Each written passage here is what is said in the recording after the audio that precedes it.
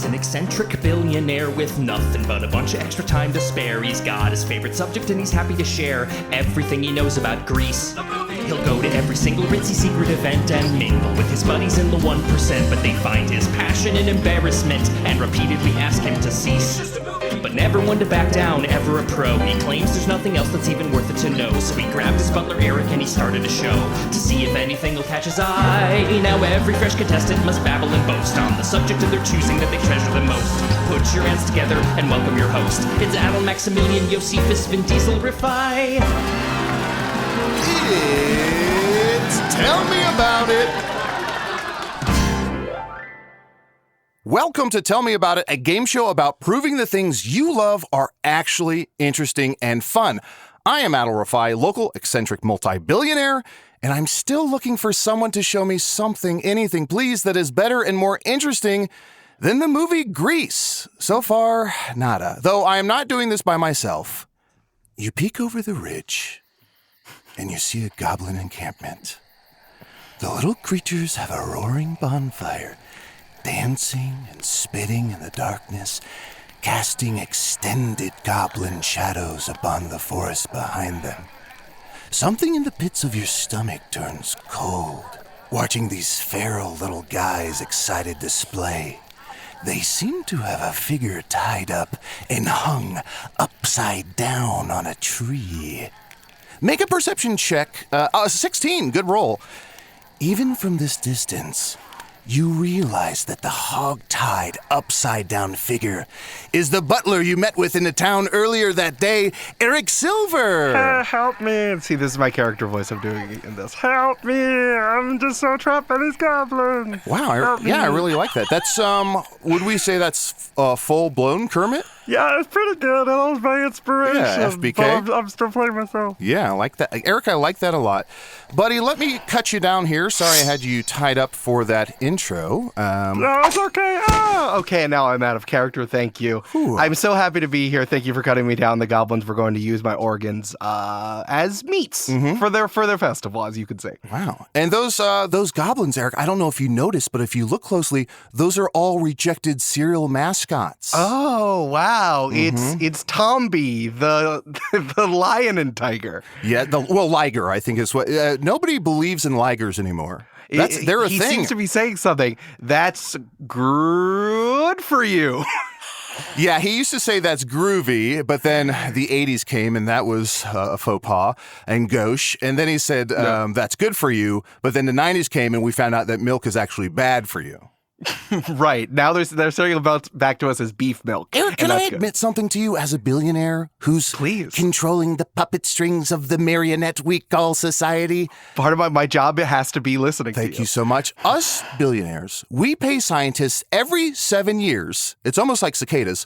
We pay scientists every 7 years to oscillate on whether or not eggs and milk are good for you. And so far, and the whole reason is to confuse the mass society, confuse their taste buds, their palates, their wallets, their diets, their fads. And I think so far it's working. I knew you were big milk, but this is new to me that you're big egg. You kept telling me that there was some sort of egg cabal and the prices had to go up because the chickens couldn't get driven from the proper place. Yeah, that's right. Also, Egg Cabal, the full name of the bad guy from Sonic the Hedgehog.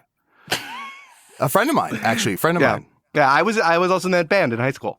Oh, you were in Egg Cabal? I was in Egg Cabal. I was the bassist and triangle player. And didn't Chevy Chase help start that? He was the drummer. We kicked him out because he was an asshole. Yeah, absolutely. Well, Eric, I think let me sit in my comfy chair. Of course, Daddy gets the big chair. Who do we have on the show today? I see there's a big metal cage in the middle of my foyer. Oh, actually, it's a 5A, but I don't want to brag. All right, well, let me sit in my chair that's just half the size of yours. Welcoming our newest contestant, performer, comedian, and actual play game master, Brennan Mulligan. God, the big metal cage. What the hell? Hey, what the hell? It's okay. It's okay. I'm being pet on my face by this butler.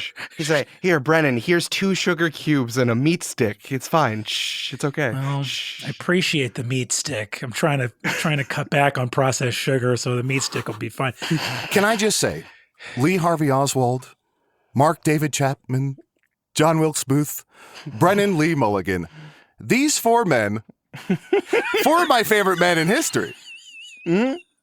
Really, and no, and what makes it? No, are we? No, let me ask if I can, Adal, if I might. Yes. You've sort of put me in a category here with there is a category that me and those other three gentlemen you mentioned do belong to, which is people that use three names in common parlance.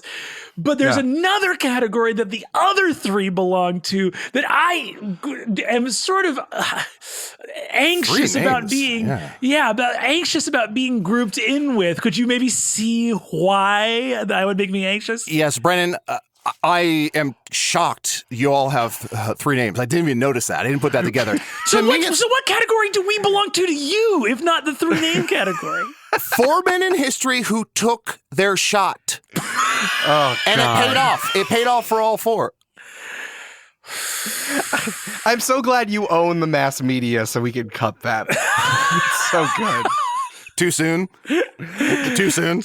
No. For any of the three of them, yes. So you've noticed that there are a weird preponderance of assassins that have three names, and I too use three names. I use my middle name and my full name. Also, I'm just realizing, also all four handsome, articulate maniacs. All former actors, too. All current / former actors. Wow. Wow. That's my Mount Rushmore. Eric, make a Mount Rushmore with those four faces. Now, should I take down the Mount Rushmore of the Ninja Turtle you had me start earlier today? Ooh. Leave up Raphael and take out Mark David Chapman. Okay, on it. Yeah. I weirdly, honestly, getting rid of Mark David Chapman and replacing with Raphael has made me very much more comfortable, even with still a bunch of other assassins up there. Well, John Wilkes Booth was a rude dude with attitude, so that just fits. Yeah. You know, we have to stop talking about assassins, guys. We just simply must stop talking about assassins. The Sondheim episode was a few episodes ago. Yes, we cannot do it that's again, right, unfortunately. That's right. Now, that's a great show. I don't know who you had talking about Sondheim, but there are a couple. The Balladeer, what a character from the musical Assassins. In the charter, we cannot talk about the same subject we've talked about before. It's right here. Wow. So and before we move on, and I promise, Brendan, in the next 30 to 33 minutes, we will move on. Which Ninja Turtle do you think you most relate to? Donatello. Easy. Yeah, same. Yep. Slam dunk. Does machines. Wink, wink. Huge nerd. Huge, a real dork. But what I love about Donatello is, and this is a little fun fact, a little triv. Donatello ended up whooping the most ass on the show because his weapon, he was allowed by the sort of TV, like the ratings authority, to hit living organisms. So the reason they fought so many robots on that show is that Leonardo, Michelangelo, Raphael could only hit robots because they were wielding deadly weapons. But for whatever reason, because Donatello had a staff, he could whap Shredder in the face. He could hit the organic enemies. Now, Donatello, of course, as we mentioned, does machines. Could you imagine a shirt that says Donatello does machines, I only hit robots, and then like a winky face? I think that's fun. Have you heard this theory? I think in the video game as well, Brennan. In video game, Donatello, I would play as Donatello every single time. In one button mash, I would clear the entire screen with a big old Mickey Mantle whiff of my bow. Have you heard this theory that each Ninja Turtle got their weapon in accordance to their personality? Ooh, now why is that? Now walk me through this. Let me very quickly. And again, in the next 28 to 31 minutes, we will move on. Yeah. We will play the game. I have the counter going. Raphael, hothead. He's given the size because the size, they look, sharp, but they're not bladed. They're mostly defense. So with his anger problems, he can mostly just do defense with his weapon.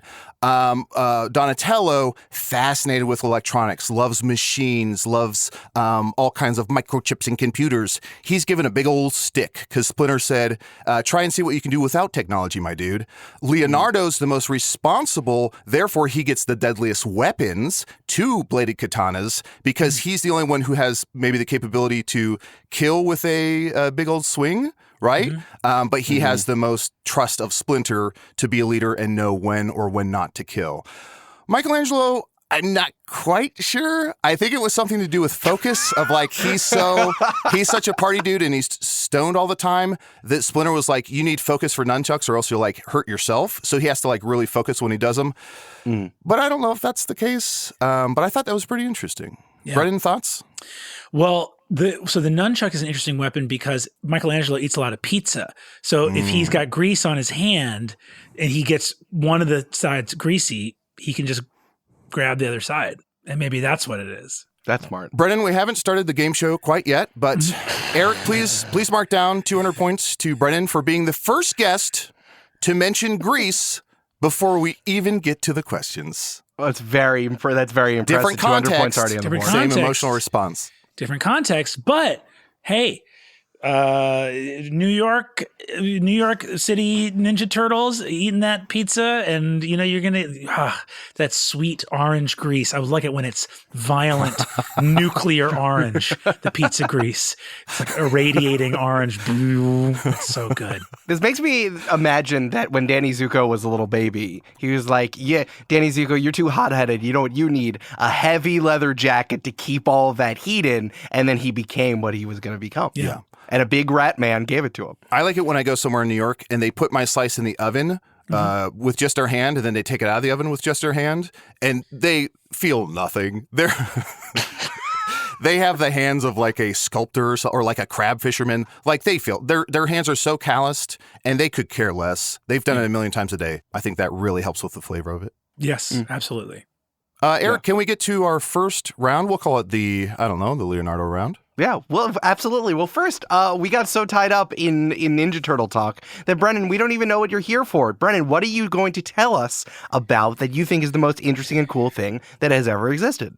Well, listen, you guys kidnapped me and put me in a big metal cage in the middle of this room and then took the cage off.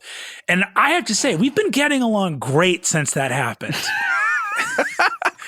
I just need to being compliant. You're participating in our Mutant Ninja Turtle talk. Of course, you catch more flies with honey than with vinegar. You escape more hostage situations by playing the game show than by simply running for what looks like the exit right away. Okay, so the honey's what drew you into the trap. Interesting, Eric. Make note of that because we've tried a lot of vinegar.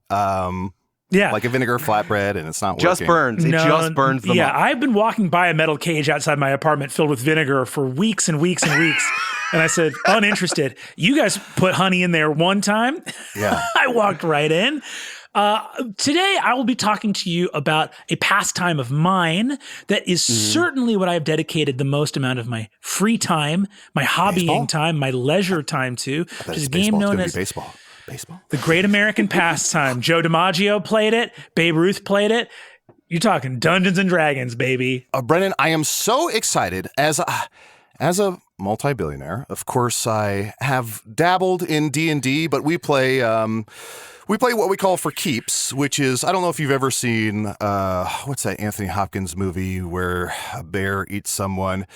Anyway, we play in real life where, if you roll the die, which are giant, it's almost like the Alice in Wonderland chessboard, where if you roll a die, wherever it lies, however it comes up, if you get hurt, you get hurt. And if you lose all your hit points, my friend, you're out of the game. Okay. And so far, me and a lot of billionaires, we each put in $10 billion, and the last one alive at the end of our 35-year game gets to keep all the money. Now, would you say that if you die in the game, you die in real life? Yeah, but real life is the game, so I think that's a wash. So pretty much the same. But I'd say that. Makes Yeah, sense. Eric, for you, I'll say that. Okay, thank you. Eric, please take us to, let's roll a natural round one. Absolutely. Brennan, this is round one. Just tell me about it. Now, I have 10 foundational points about Dungeons & Dragons that I have prepared here that I've pulled from wikipedia.com. Okay. I would love it if you could give us an overview of your topic. Tell us about it. The things that you would need to know, and I'm going to put 5 minutes on the clock. You get points for each bullet, especially if you make them sound interesting and cool. And these bullets were pulled from Wikipedia, correct? These bullets were pulled from Wikipedia. We have to stop saying bullets. I think we've moved on. Roger, yes, understood. Copy that. Yes, this information was pulled from Wikipedia. However, I have culled what is the most important things to know. Copy that. Correct. Let me know when my time has started. It can begin as soon as you start speaking. And take that honey out of your mouth. Sorry, every time it's go time, I just like to eat a little bit of honey. Just a little. You just take a little meat stick and slurp right it through the honey and just eat it. This meat stick is mostly bacon. It's like thick bacon. Oh, yeah. It says 6,000 calories on the wrapper. I thought that was what you wanted. Yes.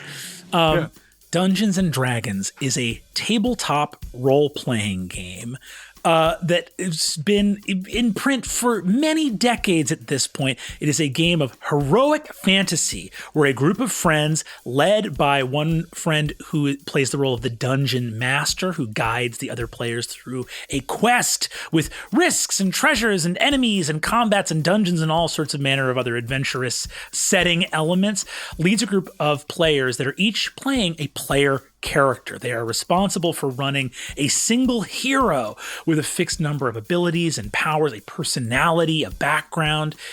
Those heroes band together and go on an adventure together. The game is played usually at a table, though it can also be played remotely, and that table is the source of the term tabletop, a tabletop role-playing game. You have your information of your character and their abilities recorded on a character sheet that has all of their necessary info and abilities, and the game is played by rolling dice to determine variable outcomes. Now, the game has gone through many different iterations and evolutions throughout time. In the more common modern iteration, D&D is really a storytelling game as well as a role-playing game. There is a collaboration between the players at the table that the rules of the game are set up to facilitate the telling of an epic quest and adventure. Each player is moving their hero throughout this quest and is responsible for the hero, their actions, being aware of their internal state, role-playing, their emotional self, their mental and intellectual self, their heroic self. Yep. And the dungeon master is responsible for populating the environment not only with other characters called NPCs, non-player characters, but also with elements of the world and plot moving, environmental threats and hazards, the weather, the rising of the sun, the setting of the moon. All of this game can take place over months, years, a lifetime. I've been playing a game of D&D for 14 years now. And the reason that the game sort of is more of a collaborative storytelling than it is just sort of a game is that the winning and losing condition is largely non-existent and immaterial. You win based on your ability to tell a compelling story together. And the game elements you can see when you add them all up don't actually spell winning and losing either. Like your characters can die, but fundamentally, like the success or failure of a session, success or failure is measured in the micro rather than the macro. You can miss an attack. You can fail a skill check. But as long as the story continues, then the game progresses. It seems like I'm sitting on a pillow. Hold on. It seems to have the winning was the friends you had along the way. It seems to be adorned upon it. Oh, look at that. Winning was the nice. Friends you made along the way. Yeah, that's sort of beautiful. I love that. Thanks, pillow. I'm going to put that right that's back. lovely. And that's Dungeons and Dragons. It's made up people with one person playing all the environmental effects and non-player characters, telling a story together in unison. Incredible. Woo. You still have a minute 30. Hey, would you say that Dungeons & Dragons has gotten popular lately as compared to maybe when you started playing the game? Wildly so, due to a number of technological and pop culture factors. The game, Dungeons & Dragons, first appeared in like the 1970s, but a couple of factors came in, which was a redesign of the game in its 5th edition that made it a little bit more user-friendly compared to earlier editions of the game, along with a technological burst of the podcasting renaissance and actual play and streaming, meaning that actual play as a genre was able to introduce the game to a lot more people. Plus, just a renaissance in pop cultural artifacts like Stranger Things, which is actually a huge, often underestimated by people in the actual play community, but a big thing with Stranger Things pointed a lot of people in the direction of the game who otherwise would not have heard about it or found out about it. So those factors, the technological, pop cultural, all have made a big resurgence of the game in the last couple of years. Incredible. You have 20 seconds left. Is there anything else you'd like to say? No. All right. Mr. Rifai, as in the charter, you can eat the 15 seconds. Brennan, back to the honey. This little honey bear can't get enough. Man, he is like a hummingbird in heaven. Ooh, is that clover? That is clover. No, we've set up 6 different honeys in there, and we're going to see which one the Brennan bear likes the most. This is actually going to be very important for what we're doing. Ooh, lavender. Interesting. He's completely ignoring the DVD copy of Shia LaBeouf's Honey Boy. Interesting. He keeps passing it over. Not even a curious sniff. Interesting. I thought I'd put it in there just to vary it up. Amazing first round. Yeah, I do have to say, just as a casual observer who has cameras all over the United States, after that episode of Community where the whole sort of gang plays D&D, I remember friends hither and thither scrambling to assemble a game because they thought it looked like so much fun. And just from personal experience, I'll say that the people in my high school who played D&D turned out to be way cooler, have way better personalities, have way better social skills than anyone who played any amount of sports. So parents, if you're listening, put your kids in a D&D game, put your kids in an improv class, whatever that might be. It's going to give them skills for life. Yeah. And you did neither in high school. Well, no, I did not. I had a lemonade stand, but I sold shares of Minute Maid. So I sold 32,000 shares of Minute Maid within like an hour, flipped that, made my first billion. So yeah, it all kind of worked out. And can I just say, I did it all on my own. My dad did give me the first 20 million to invest, but after that, on my own, figured it out, nothing but net. Brennan, that was one of our best described first rounds. I'm going to go ahead and give Brennan natural 20, we'll say 20,000 points for that first round. 20,000 points, yeah. Wow. Unless you had any modifiers. You know, I think that in this instance, I would feel uncomfortable giving myself a modifier unless I knew that I was depending on who is the dungeon master in this scenario.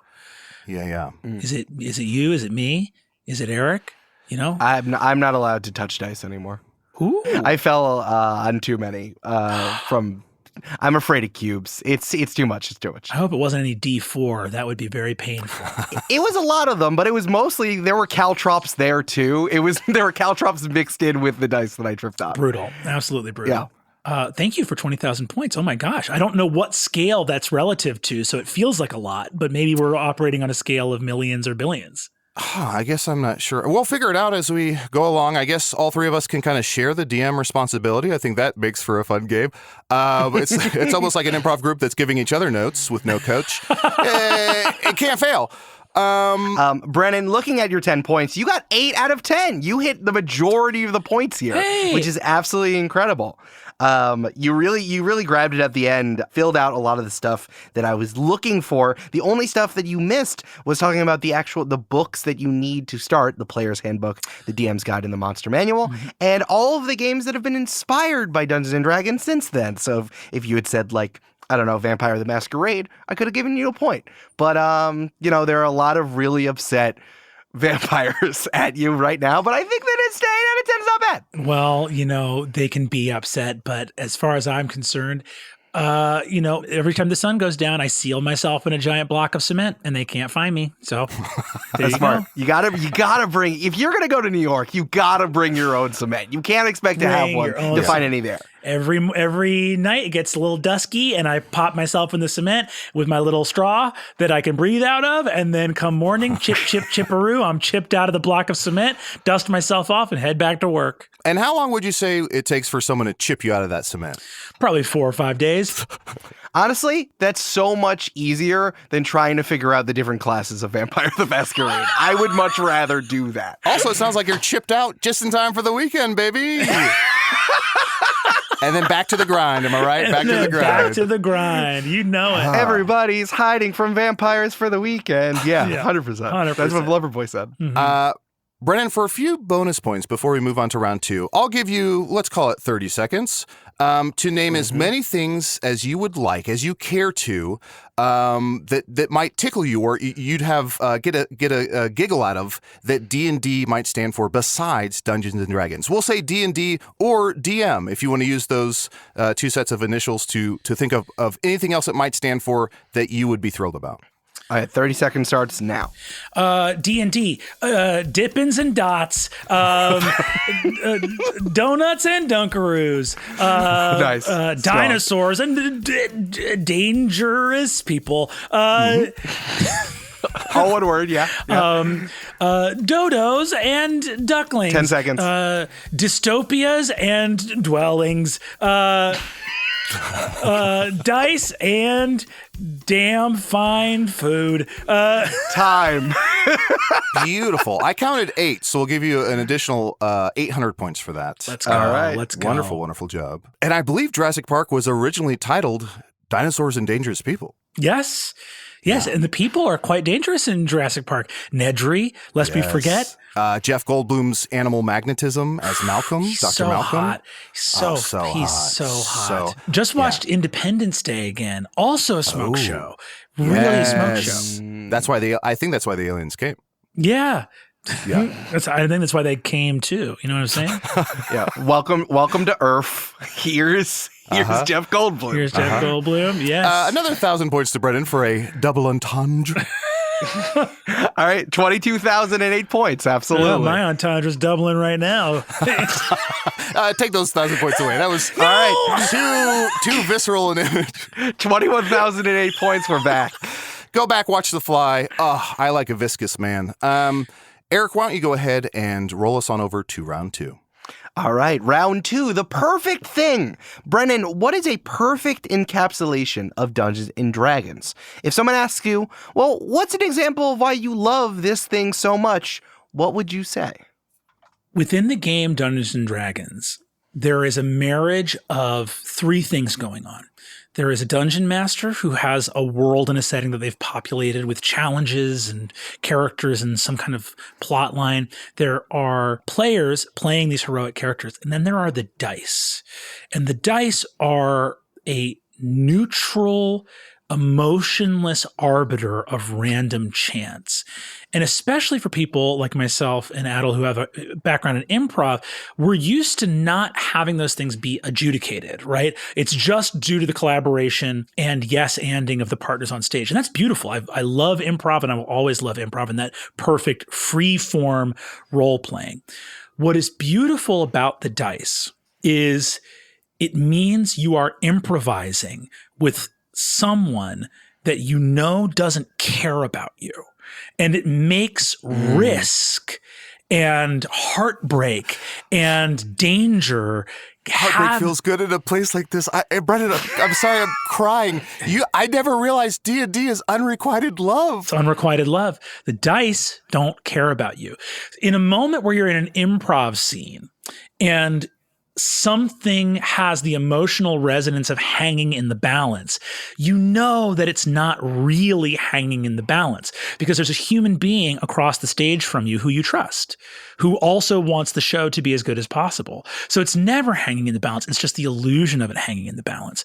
But there's a moment at a gaming table where everyone looks around and they all want the characters to survive. And instead of allowing any of the human beings who have invested months or years into the survival of that character to have a say in their ultimate fate, that fate is handed over to the inscrutable, faceless prognostications of small plastic polyhedral dice. Have that sewn into a pillow, Eric. I want that in a pillow by tomorrow. I'm flipping it over. And as the dice rises into the air, there is a moment of surrender to whatever is to come. And the emotional resonance of being forced in a story of your own telling to be ejected from the seat of the storyteller and rocketed into the seat of audience member to a tale of your own devising. And to watch that plinkety-planking little D20 roll around, and in the moment of your most dire need, you see 2 numbers, a 2 and a 0. And when that nat 20 comes up, when it was the only number that could save you, the entire table erupts in a moment of triumph and joy and sweet relief. There is no high I have experienced in life like when the whole table knows it's what they need, and somehow, with only a 5% chance, you all get it. Sweet, sweet joy.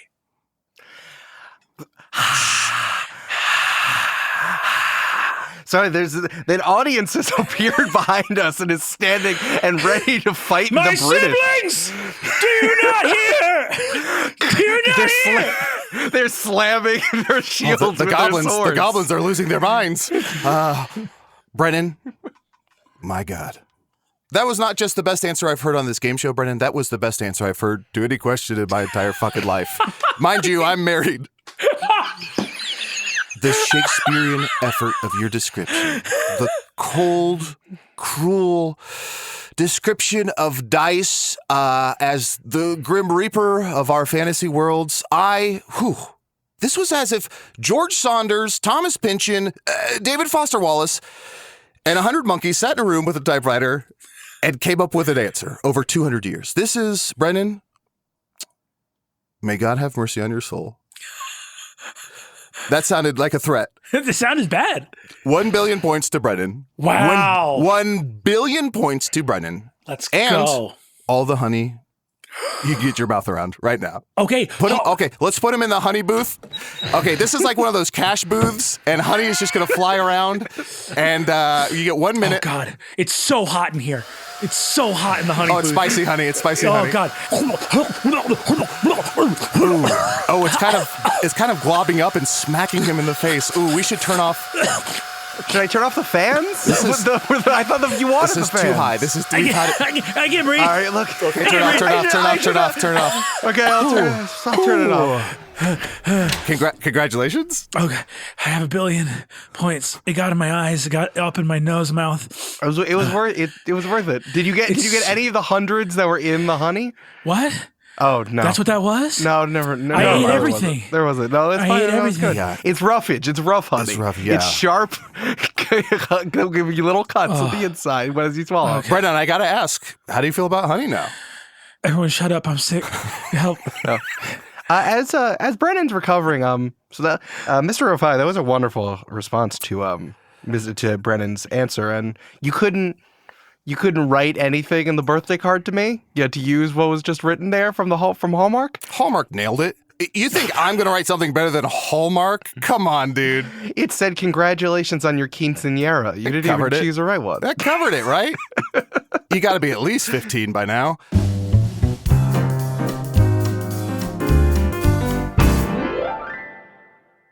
Hey, it's Eric, and this is our special mid-roll time where I can talk to you directly, just right here, right here, and no one else can get in the way. I'm having a lot of fun this episode, so I want to get back ASAP, but you should probably tell people that we had Brennan Lee Mulligan on this podcast. Wouldn't this be a great time to tell people and send this episode to other people? I think it's a good idea. So tell a friend if you want to listen to Brennan talk about Dungeons & Dragons, but not like play it and just like flex his brain. You should share this episode. But first, some mid-roll stuff. Thank you to our newest patrons, Bjorn, K, Maddie, Race, L, M, Dietzel, and our newest billionaire, Ethan, Bridden, Hagen. They have joined patreon.com/TMAI pod for ad-free episodes and special, exclusive, personalized episodes that Adal and I will do for the billionaires tier. Ethan is getting on top of that, and if you're like, what? I want that, just join up. Patreon.com/TMAI pod. We have more wonderful shows here at Multitude when you're done listening to every episode of Tell Me About It, just like Pale Blue Pod. Pale Blue Pod, the astronomy podcast for people who are overwhelmed by the universe and want to be its friend. Astrophysicist Dr. Moya McTeer and comedian Corinne Caputo demystify space one topic at a time with open eyes, open arms, and open mouths because they're laughing so much and their jaws are dropped for the new info. By the end of every episode, the cosmos will feel a little less, too scary, and a lot more, so cool. New episodes every Monday, wherever you get your podcasts. This show is sponsored by BetterHelp. Sometimes in life, we're faced with tough choices, and the path forward isn't always clear. Like, Did I think I was going to be the audio butler for a billionaire? No. But doesn't life just change and turn and switch back? And then here I am, and this is all I do and all I think about, and all I think about is games. And the only thing that I dream about is like Jeff Probst coming down and being like, hey, you should make these games for Survivor. And I'm like, oh no, I don't know if the billionaire will be able to take care of it. And he's like, ugh, I'm Jeff Probst. I took care of it. And then Adal's dead? Yeah, I think about it a lot.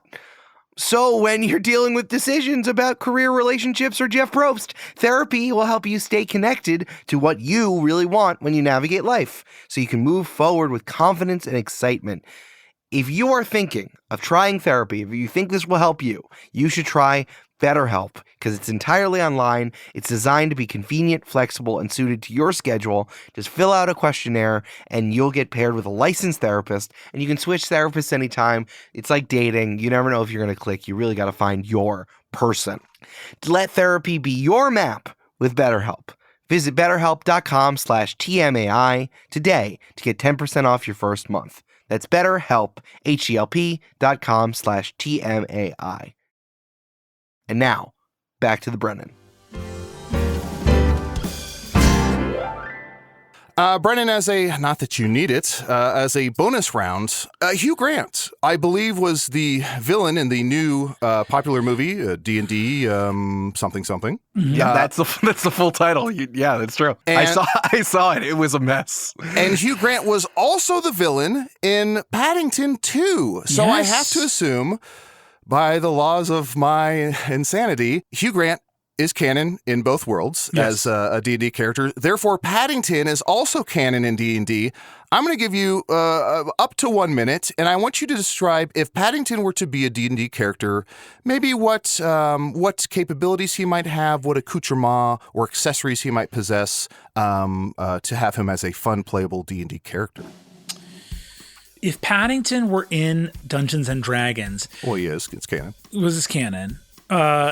He would, I'm presuming, would maybe be a Circle of the Moon druid. He would be some kind of like werebear. He would be some sort of like ursine, because that allows you to take the form of a bear, because he does wear clothes. Now I forget, is Paddington a real bear that just happens to walk like that and wear clothes, or is he a stuffed animal? I think that's up for debate. I think there's two minds of that. So I think you're up. You can choose what you prefer, Brennan. I can give you a different piece of information, is that he's from Peru. That's all I know. Okay.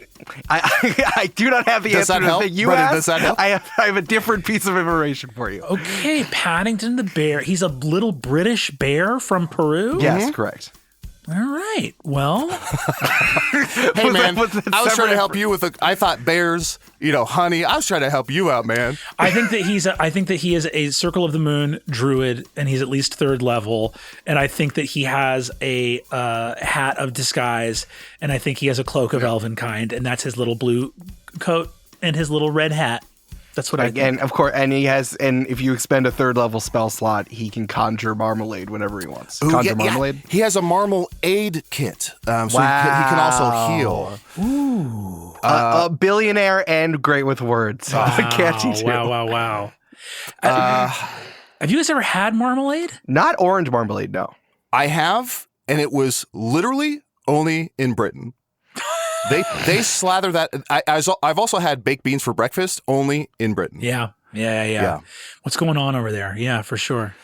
Digestives? They call cookies digestives? Is that to make them unappealing to kids? Because you say digestives to a kid and they're going to be like, Mwah. Now, I will say, if you get a sleeve of those milk chocolate digestives from the corner store, I'm housing that whole thing. It's not making it to the next step. So oaty and mealy. The texture is so crumbly. Yes. Yes. Same with Walker shortbread. Maron. That Maron. That Walker shortbread. Sorry, Polly Walnuts, your next episode. Get out of here. I'm trying to tell you about Walker shortbread over here. Come on. That next episode, Polly. Come on, you have a whole wing. Just like Nona McLeod used to make. Hey, Paul, it's me, Silvio Dante. Listen, Big Ben won't be so big when we whack it in the knees. Next episode, we have the whole cast of The Sopranos coming on. We know.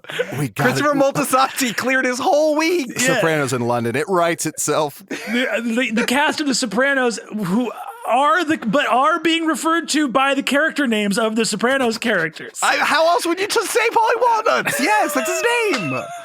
That's why they wrote him into the show, because his name was only Paulie Walnuts. Wait, does Christopher Moltisanti think that he was in White Lotus, or is it not? Well, Brennan, great question. It's almost like when Junior Soprano watches Curb and he's like, "That's me." Yeah. Christopher got so popular, he got so famous off of Cleaver that then he got to go to the White Lotus later on as Hollywood. Yeah. Listen, everything that we've been saying is true. So understand that we are in your chamber here. I was in a metal cage. I have been eating honey. I'm covered in hot, spicy honey.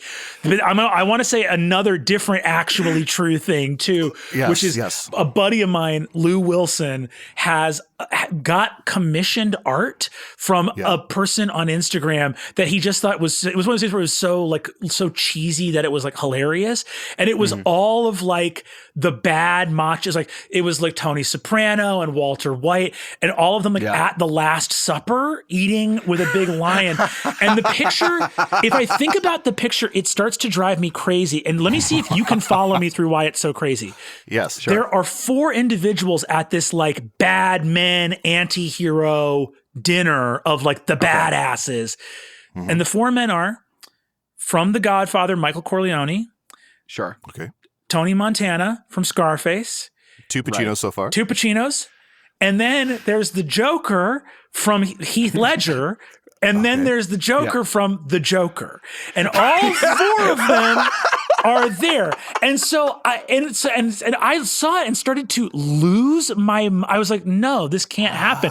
And you're like, what do you mean it can't happen? It's a drawing. And I was like, look, either the Joker is there twice or Al Pacino is there twice, because either it's Heath Ledger and Joaquin Phoenix are there both dressed as the Joker, in which case Al Pacino's in this room twice as Tony Montana or Michael Corleone, or Michael Corleone and Tony Montana are like, whoa, we're 2 gangsters who look a lot alike, and the Joker's there twice and looks different. And Brennan, I have never agreed with someone more on anything. And can I go one step further and say, if it's going to be 2 Jokers, scooch out everyone else and then put in like Jack Nicholson, Cesar Romero, populate it all with Jokers, right? Yeah, it should be all Jokers. It's oops, all Jokers. Oops, all Jokers. Or scooch out those, go to the other way, scooch out all the Jokers, and we have Al Pacino from Devil's Advocate. We have Al Pacino from, I want to say, Simone, or whatever. Dog Days Carlito's Afternoon. Way, was that Carlito's him? Way. Yes. Yes.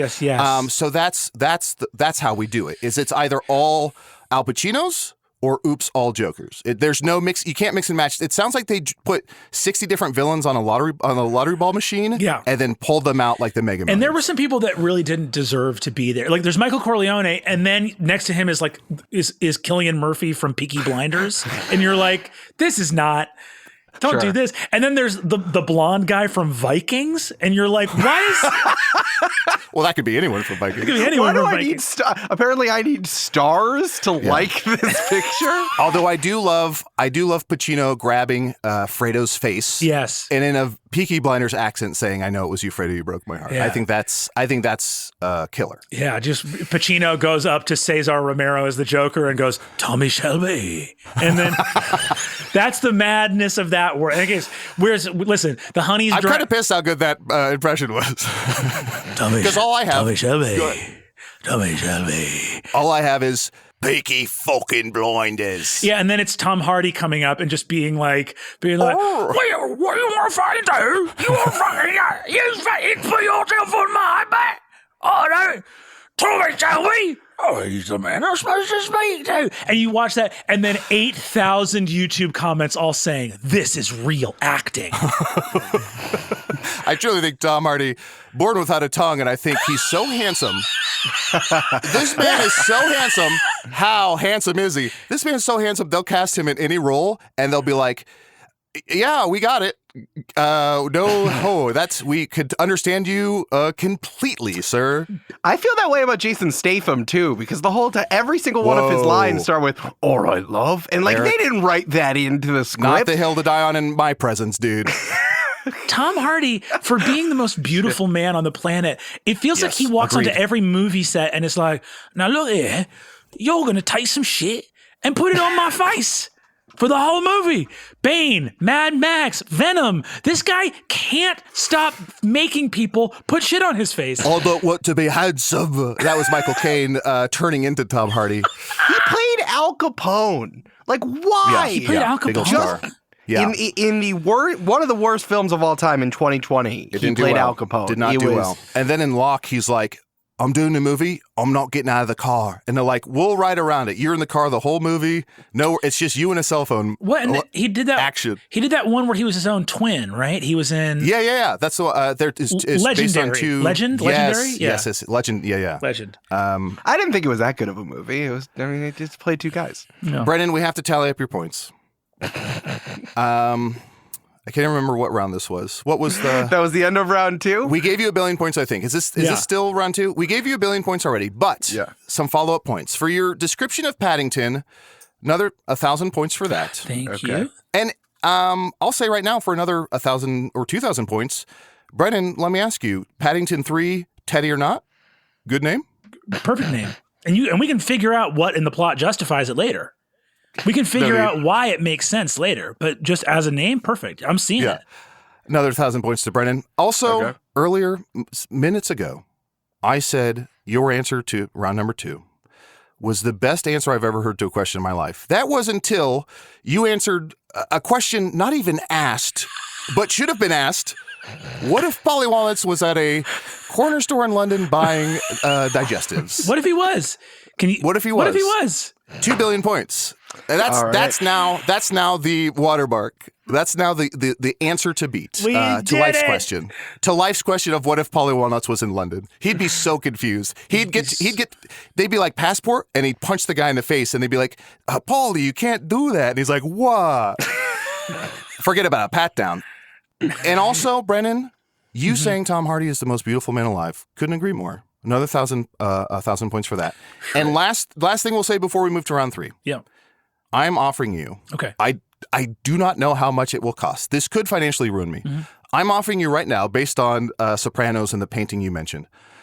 I will commission a painting for you. Do you remember in Sopranos where Tony is in like a Napoleon outfit standing next to Pio Mine? Yep. Yes. Yep. Yes. I will commission you a portrait. Brennan Lee Mulligan in a Napoleon outfit standing next to any Al Pacino character or any of the Joker's face on a horse. Sorry. So I, Brennan Lee Mulligan, will be dressed as Napoleon, and I will be standing in this portrait you're going to commission.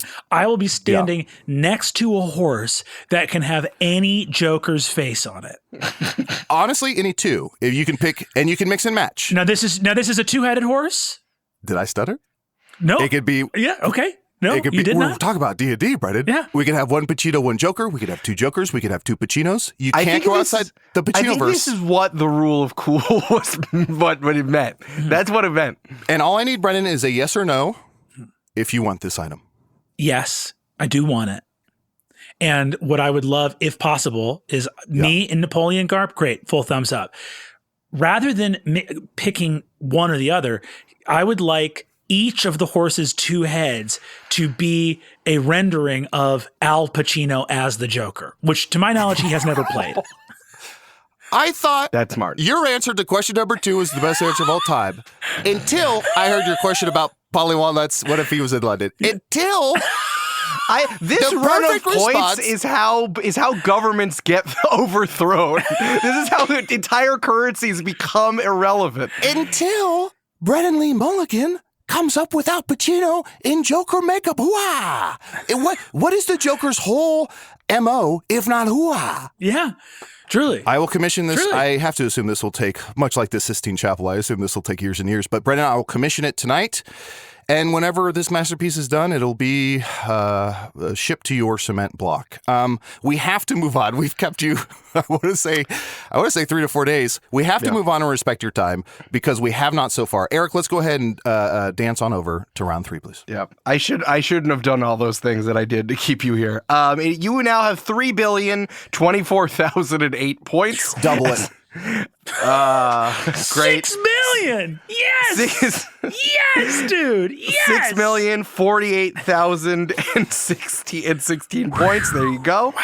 We're now on to round 3, which is the question and answer portion. We have some follow-up questions for you, and they will be the gotcha questions that Vecna and his eye and hand have been warning you so much about. Okay. Please answer as many of these as you can. You got it. Brennan, question number 1. I heard I'd be possessed by a demon if I played Dungeons & Dragons. Can you confirm or deny that? I am still deciding which answer will make me more likely to play.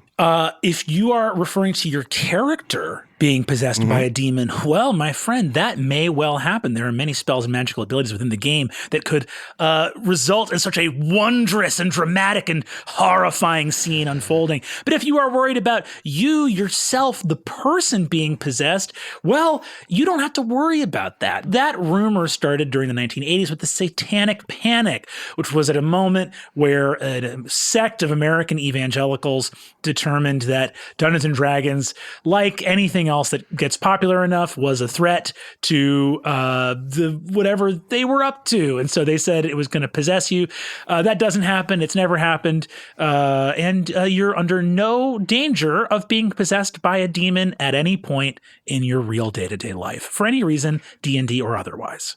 I did watch it happen to Tom Hanks in a movie.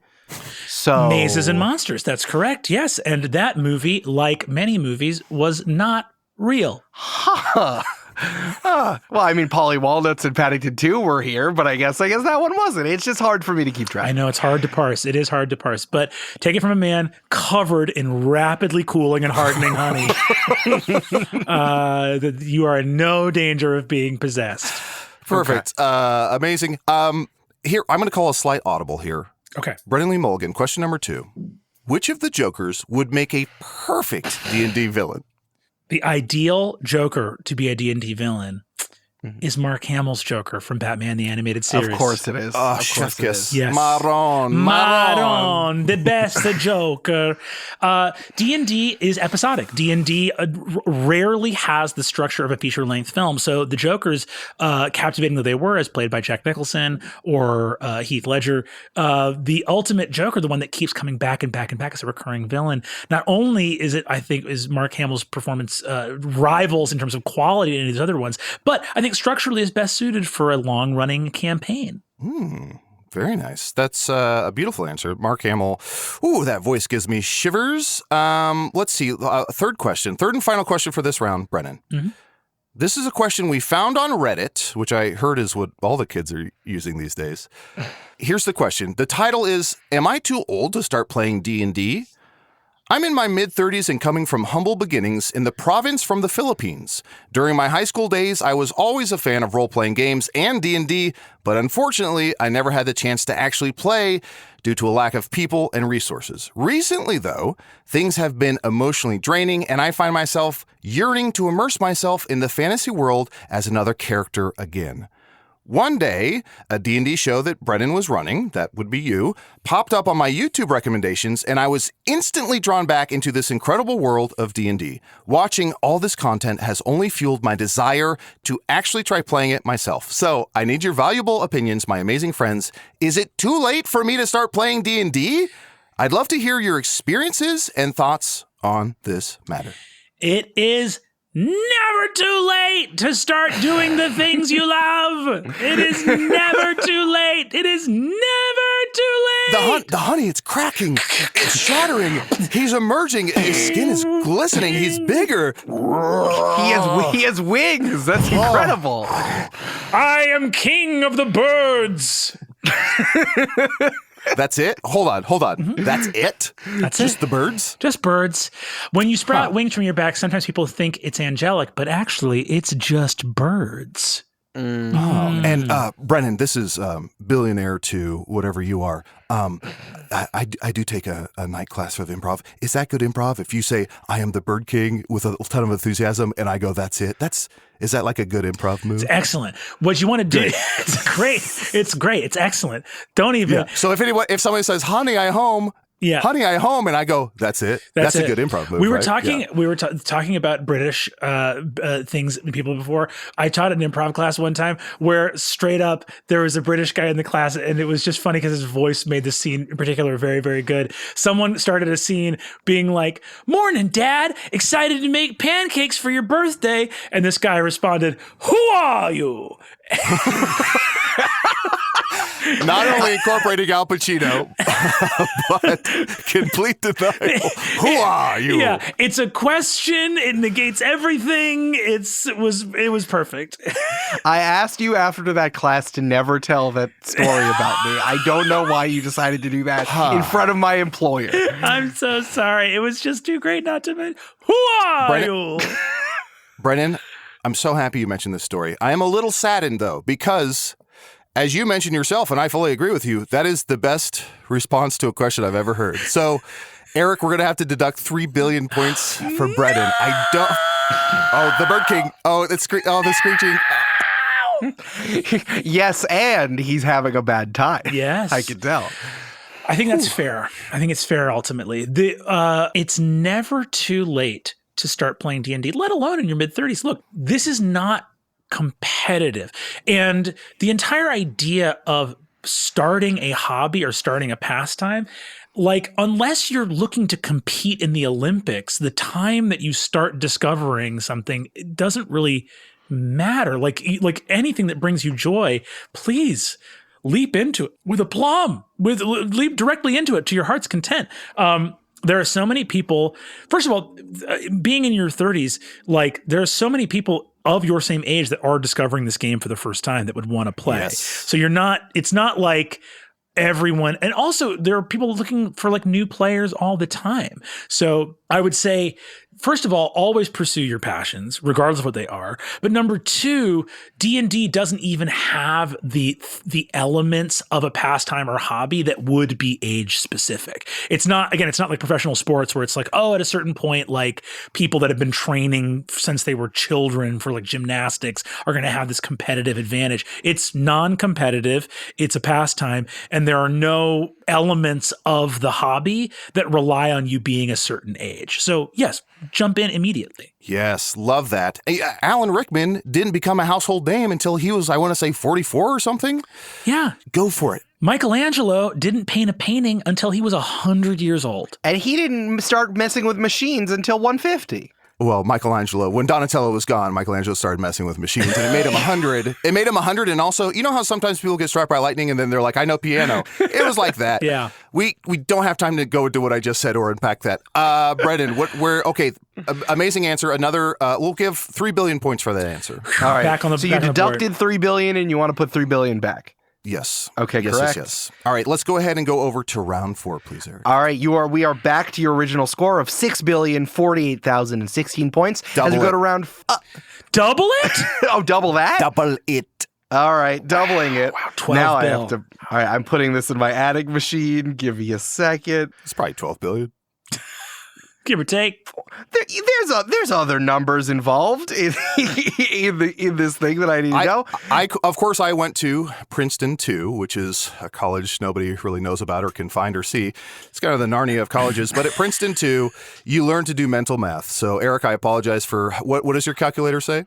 It says 12,096,032 points. 2. Yep, that's what I got. That's what you said, and I should have listened to you instead of my adding machine. That's on me, and I'll give myself a bad performance review after this. Thank you so much. So for round 4, I've instructed my manservant Eric to prepare a few wacky mini games here to test your intellectual and creative mettle. Eric, what do we have today? Well, this one was actually quite easy because Brennan has been on a game show before.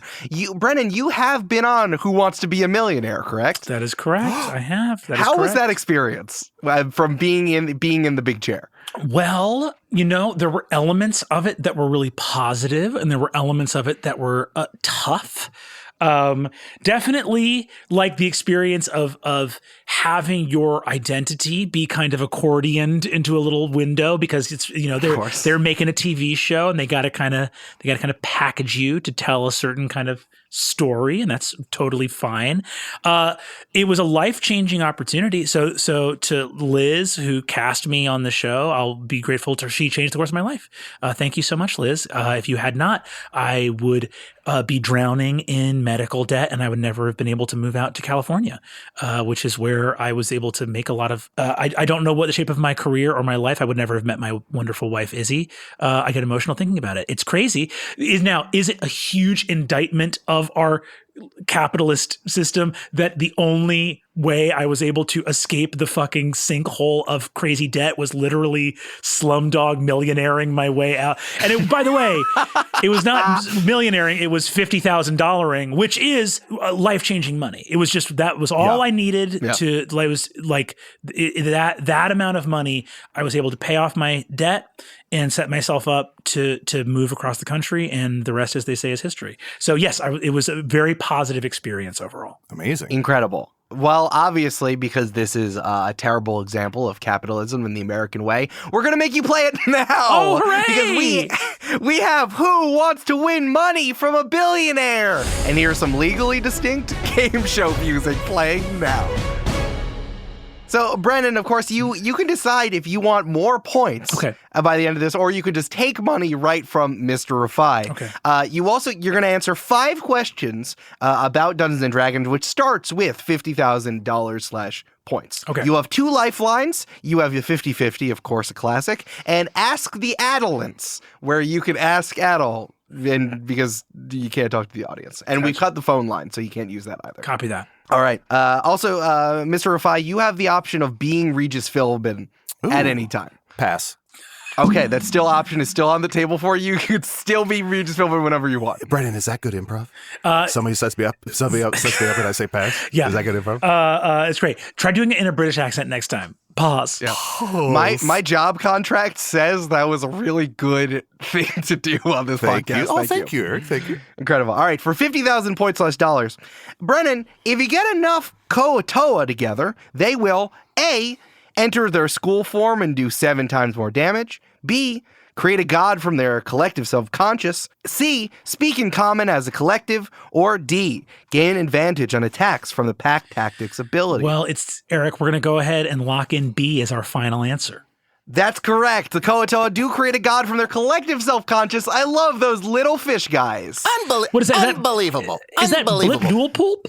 That's the one in the Monsters Manual that they end up create, but you can put any idea in their head and they can create any god. I love those little weird fish guys. I love them. Way to go, Kuatoa. Don't let anybody knock you down, baby. Answer A was actually Wishy-Washy from Pokemon. Totally different. Totally different. All right, we're moving on to $100,000/points. Brennan, which of these are not fundamental table rules as suggested in the DM's guide? A, foster respect. B, avoid distractions. C, have snacks. Or D, be creative. Which of them is not a rule in the DMG? Yes, which one of them is not a rule? I pulled it right from Chapter 8, which tells you how to run the table, and it says it right there. Hey, talk it out. We can talk it out. Regis Philbin's here. Weirdly, well, actually, you know what? I'll use my 50-50 here. All right.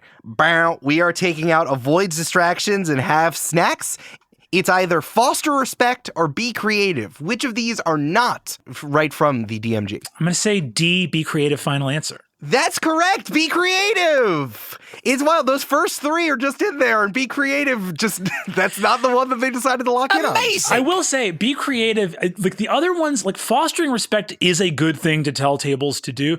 Be creative does feel like a certain amount of pressure you're like the idea of a book being like, and don't do shit that's not cool.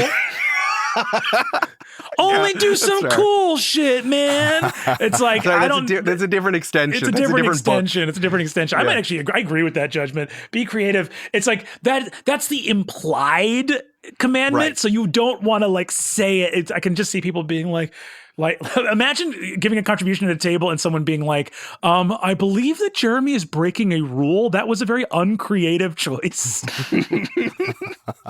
I just like that you can just point to the book and be like, we should have snacks. Why don't you have snacks, Jeremy? I agree with that 100%. How dare you not have snacks? Yeah. Avoid distractions is also really funny. The second sentence of that paragraph is, if you have young children, hire a babysitter. Hey. Just like, let them know. Let them know. Let them know. Let them know. That's funny. All right. We are now going on to our third question, 250,000 points / dollars. Brennan, which of these items are not from the DM's guide? Is it A, the animated shield, B, the balloon sword, C, 9 lives stealer, or D, the wind fan? I'm going to say B, final answer. Regis, what do you think about this? I think it sounds great.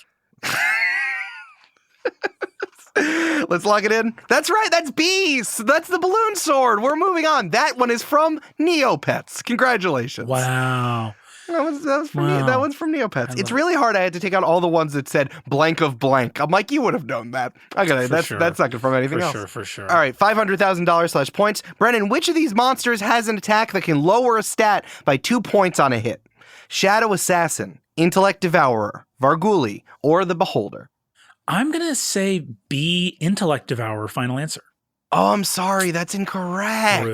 Brutal. That's incorrect. That was the Shadow Assassin is what we're looking for. Shadow Assassin. Very, very cool. I dig it. The Shadow Assassin, when it attacks, you roll 1d4 to lower the strength. The Intellect Devourer has this really cool ability that when it hits you, it actually rolls 3d6. And if your intelligence is lower than that, you just go to 0. That's just what happens. Wow. Funny story. There's a the middle of the curve produced by 3 dice means that like there's almost a guarantee if you have an intellect of 10 that you're going to hit that. There was believe me, rolling a number like higher than a 13 on 3d6 is very, very challenging. Does not come up very often. Well, shit. Good to know. Shadow Assassin. Yeah. Unfortunately, this does give you the same amount that you got in real life, 50,000 points / dollars. And listen, the $1 million question was a real doozy, but I can't tell it to you. You can't? Not even? No, I can't. Not even right now? Not even as just a funsie? Okay, do you want the funsie? Give me the funsie. Give me the funsie one. Okay, here we go. For the Hey, my ears are burning. Hits the jukebox. Thanks, Fonzie. All right. Max Holm, the level 5 barbarian, jumps into an Olympic-sized pool filled with sharks. He goes into a rage, throws his javelin at a shark 20 feet away, and targets the eyes. If we are playing 5th edition Dungeons & Dragons, that attack has A, advantage, B, no changes as a standard attack roll, C, disadvantage, or D, automatically misses. I believe the attack would be rolled straight.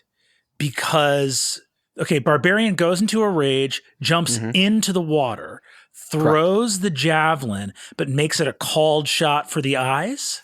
I don't think 5e has a called shot mechanic like that. I would say that it was rolled with disadvantage. You say roll with disadvantage? Yeah, final answer. All right. Unfortunately, no, that is B. I'm also looking for B, no changes. You were absolutely right. The called shot does not exist, and the rage would not help. But because you're throwing a javelin, looking at the underwater combat, if you throw something that looks like a javelin, including a spear, a trident, or a dart, there's no changes. Wow. Because it's within its normal range. I would administer disadvantage for the called shot. That's the shot I would call. It's just fun reading underwater combat. That's just fun to do. I love that. Incredible. And I just want to say the funsie is with Brennan. I agree. Incredible. Wow. Oh, Maroon. All right, Brennan, you're still walking out of here with $50,000 / points, and I'm going to add that to your total. Thank you so much. I can't get higher than 50K. That's where we top out in these games. It's the curse that Chris Harrison put on you when you left the state. Boy, you're not kidding. It is what it is. All right. Well, at the end of round 4, Brennan, you have 12,146,032. Double it. Brennan, you have 24 billion. Oh boy, 200. Just make it an even 25 billion. Okay, it's 25 billion. You have 25 billion. Now, points. is this sort of, am I in rarefied air right now, or is this kind of the ballpark of point totals we see on the show typically? Brennan? Hey, Brennan. Yeah. Let me ask you this. I don't know. The current number one is 6,638 points. So what do you think? Wow. Okay. I'm honored. I'm deeply honored, and it just means a lot that I could get so many points. And I don't know what they do, or if they transferred anything, or if I'm just going to be stuck in honey forever. But I love having so many points, and that's the truth. You've broken out of how many points you usually get, so we cannot even do your surprise Grease question, unfortunately. No, it's not too necessary. Much. It's just Why too don't we much. go ahead, take us to the highest scoreboard, please, Eric? All right, we are now here at the scoreboard. As Adal said, we had 6,638 points from Julia Schifini talking about Greek mythology before as the number one. Brennan, you are now our the number one scorer of all episodes of Tell Me About It with 25 billion points. Congratulations. 50 billion points. Congratulations. That's it? That's it. Wow.